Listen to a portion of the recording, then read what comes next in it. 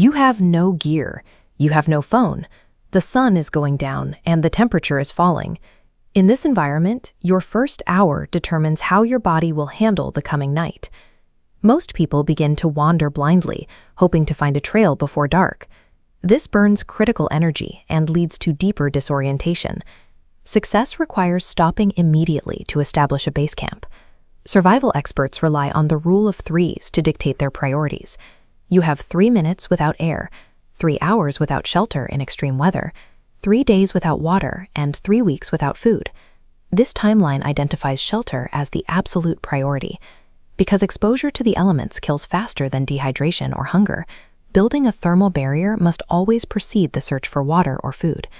Engineering a zero-gear base camp neutralizes immediate environmental threats and manages the biological urge to panic. The moment you realize you are lost, physically freeze. Stop walking. Military and rescue teams use the S.T.O.P acronym as a mental triage. Stop, think, observe, and plan. During the think phase, take a precise inventory of what is on your person. A belt buckle, used as a signal mirror. Shoelaces, stripped into cordage. Every item has a secondary use. In the observe and plan phases, scan the terrain for natural windbreaks, like a large fallen log, or dry, elevated ground. These features dictate the most viable location for your shelter. This mental pause is a biological imperative. Panic accelerates the heart rate and burns finite calories, whereas a decisive plan focuses that energy on construction. With roughly 2 hours of daylight remaining, the objective is to finish a debris hut before the temperature reaches its nightly low. Find a sturdy fallen tree to serve as an anchor. Drag a long, heavy branch and secure one end against it. This is your ridgepole. Lean smaller branches along both sides to create a ribbed skeleton, leaving a small opening for a door. This cross-section shows the most common failure point: insufficient insulation. To survive near freezing temperatures, you must pile leaves, pine needles, and moss at least 2 feet thick over the entire structure. Fill the interior floor with a thick layer of dry debris to insulate your body from the cold ground, then pull more inside to serve as a physical blanket. This structure functions as a thermodynamic shell.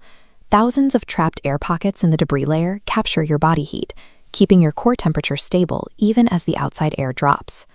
Fire is the second priority. It provides heat for warmth and water purification, while serving as a vital psychological anchor. Hidden moisture is the primary reason primitive fires fail. To verify your tinder, such as dry grass or birch bark, hold it to your lips. If it feels cool or damp, find drier material. Without tools, you rely on friction or percussion. You can use a bow drill to grind a hardwood spindle into a softwood board, or strike a piece of flint against high-carbon steel from a belt buckle to create sparks. Once a glowing ember forms, transfer it into the center of a dry tinder nest. Hold the nest up and provide a steady, gentle stream of oxygen until the material bursts into flame. Achieving ignition shifts the psychological dynamic. The heat and light transform the survivor into a problem solver with the means to control their environment. Finding clean water is the next absolute requirement. Follow animal trails or walk downhill toward the lowest points in the terrain, where water naturally collects in streams and basins. Wild water often contains pathogens like Giardia. Even if the source appears clear, drinking it untreated can lead to severe dehydration. Without a metal pot, you can use the rock boiling method. A piece of thick, folded bark or a hollowed log can serve as a container for your water. Heat smooth, dry rocks in your fire for 20 minutes. Using green sticks as tongs, drop the hot rocks into the container. The heat transfer will bring the water to a boil, neutralizing biological threats. Once cooled, drink in small, measured sips to allow for proper cellular absorption. Securing clean water resets your biological clock, extending your survival window from hours to days. The ultimate goal of any survival scenario is to be found by a search party. Signal for help using the universal distress rule, 3 of anything. This might be 3 fires in a triangle, or 3 large logs arranged in an X in an open field. Build signal fires in clearings. A fire under a tree canopy will have its smoke dispersed by branches before it can be spotted by aircraft. Piling wet, green vegetation onto an active fire creates a thick, white pillar of smoke. This contrast makes the signal visible for miles.